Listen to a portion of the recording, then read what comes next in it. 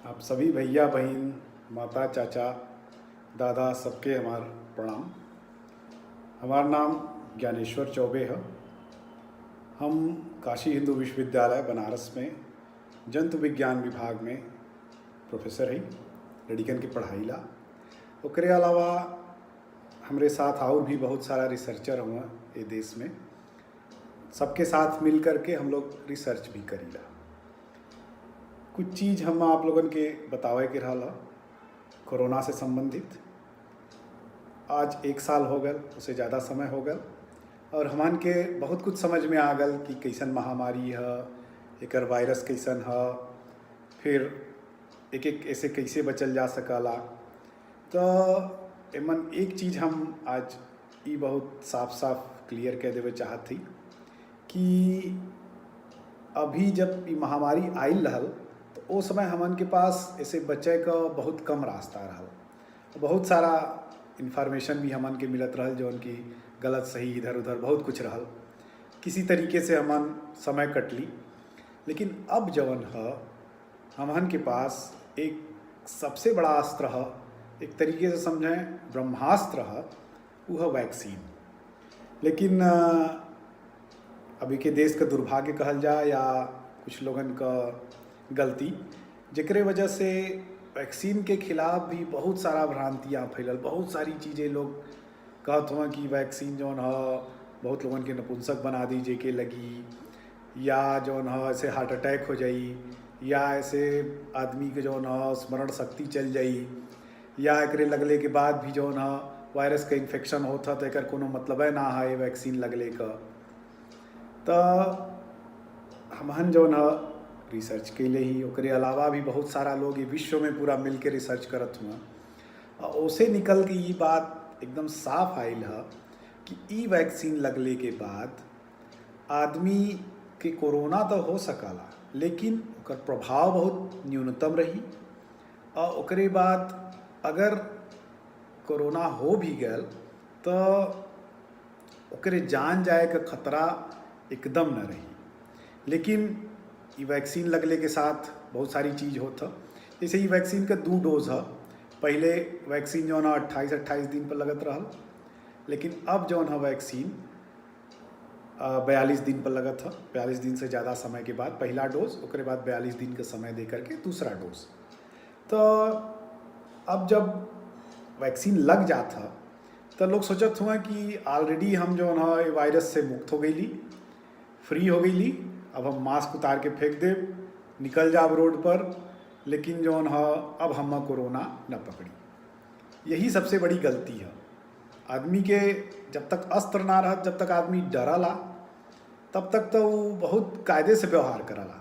लेकिन जौने दिन ओकर डर खत्म हो जाला, वो सोचला कि बस भाई अब हम सिकंदर हो गई, अब फिर चला भैया हम अपने मनमाना जौन भी हमार मन करी वह हम करब। हमारे देश का हाल पता है कि यहाँ मनमाने लोगन का संख्या कुछ ज़्यादा है, जो केहू कुछ समझबे ना करत। तो एक चीज़ हम आपके बहुत क्लियर बता देवे चाहत थी कि अब वहीं तक का शोध से ये बात एकदम साफ निकल के आल है कि वैक्सीन लगले के कम से कम 3 से 4 हफ्ता बाद जौन है वैक्सीन के से निर्मित इम्यूनिटी जौन है डेवलप होले, मतलब एंटीबॉडी जौन हमन के शरीर में है कम से कम 3 से 4 हफ्ता लगाला। हाँ, जेके पिछले वेव में इन्फेक्शन हो सकला या 6 महीना पहले इन्फेक्शन भला, 3-4 महीना पहले इन्फेक्शन भला, ओके वैक्सीन लगले पर 10 से 12 दिन में ओकरे पास एंटीबॉडी डेवलप हो जाता। लेकिन ज़्यादातर लोग इन्फेक्टेड ना हुए वायरस से। ये वजह से जौन है ये वायरस का इन्फेक्शन जौन है वो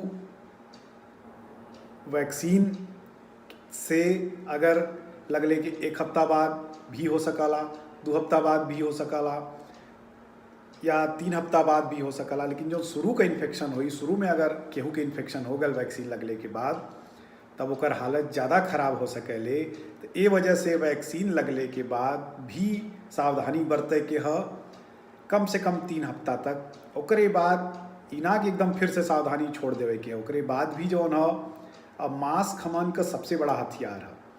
अगर वैक्सीन के बाद कोनो हथियार है तो मास्क जो है बहुत बड़ा हथियार है। मास्क अगर लगौले हुआ आप तो बहुत कम चांस है कि ई वायरस जो है अंदर घुस जाए, आपके अंदर घुस जाए। ई वायरस हमेशा जो ना छोटा छोटा हवा में पानी के कण होला, जौन की बहुत छोटा कण होला, उ कण के साथ भी ट्रेवल कर सकला, काफ़ी दूर तक ट्रेवल कर सकला। तो ये वजह से जौन हम मास्क लगाई बहुत ज़रूरी है। बहुत लोग ये कहना कि वायरस तो मास्क में जौन छेद है वहू से छोटा है, तो वायरस के पास हाथ पैर ना हो, चल ना पाई, ओके मीडियम के ज़रूरत है। जब पानी के कण हमान के नाक में घुसी, एकदम छोटा पानी कण से क्यों छिकलेस, क्यों खसलेस, क्यों बोला था, तो बहुत सारा छोटी छोटी बूंद निकला था जो आँख से ना दिखाई दे, वही में वायरस साथ में ट्रेवल कर सकाला। तो वो वायरस अगर जा कर के जौन है मास्क से जनरली पानी के बूंद जा कर के चिपक जाई, और वायरस फिर जो है उसे अंदर ना जा सकी। ठीक है, तो ये बात का आप लोगों के ध्यान रखे कि है। वैक्सीन जौन है ज़्यादा से ज़्यादा लगवाएं। वैक्सीन लगवले के बाद कम से कम 3 हफ्ता तक तो बहुत सतर्क रहें, ओकरे बाद भी आप मास्क का इस्तेमाल करें। जितना भी कोविड प्रोटोकॉल है ओके फॉलो करें। जितना ज़्यादा से ज़्यादा लोगन अपने खुद भी लगवाएं, अपने घर वालन के भी प्रेरित करें। ये वैक्सीन के ये हालत देखें कि आज इंग्लैंड जौन है या यूके अगर पूरा बोलल जाए, तो यूके में जौन है वैक्सीन का ही असर है कि बहुत सारा लोग वहाँ बहुत तेज़ी से केस अब डाउन होता। अमेरिका में भी वही हाल है कि वहाँ बहुत तेज़ी से केस गिरा था। अब ज़्यादातर लोग, काफ़ी लोगों के वैक्सीन लग चुका है। इजराइल का हालत है कि वहाँ तो बहुत सारे लोगों के वैक्सीन लग चुका है। आज वहाँ 100 से 200 केस पर डे आवत है। तो एकर मतलब कि वैक्सीन बहुत ही ज़्यादा इफ़ेक्टिव है। वैक्सीन लगवा लें आप, वैक्सीन का पालन करें, और वैक्सीन के जौन भी प्रोटोकॉल है ओके हम फॉलो करे के है। वैक्सीन लगवले के बाद ही ना कि हम हमार हो गई, हम वायरस ना पकड़ी, ये बात का पूरा ध्यान रखे के है कि कम से कम 3 से 4 हफ्ता जौन है वैक्सीन लगले के बाद इम्यूनिटी डेवलप होले, तो हम कोविड के अनुसार ही व्यवहार करे के है। अपने घर वालन के, अपने के अगर जरा सा भी केहू के ये तरीके का सिम्टम, जो भी कोरोना का सिम्टम है सब आप लोग अखबार में पढ़त हुई हैं, अगर ये तरीके का सिम्टम डेवलप होता तो फिर क्वारंटाइन तुरंत करें। एमन इमोशन की कोनो ज़रूरत ना है, अलग रखें। कम से कम जौन है 12 से 15 दिन, या फिर जैसन आपके जौन है जाँच करवले के बाद जैसन रिपोर्ट मिले वो हिसाब से डिसीजन लें। तो हम आप लोगों से यह कहे चाहत रही है, स्वस्थ रहें, खुश रहें, लेकिन बहुत डरे की ज़रूरत ना है। डरे से जौन है कोरोना न भाग जाई, पूरा हिम्मत के साथ ऐसे मुकाबला करें के है। बहुत धन्यवाद, प्रणाम।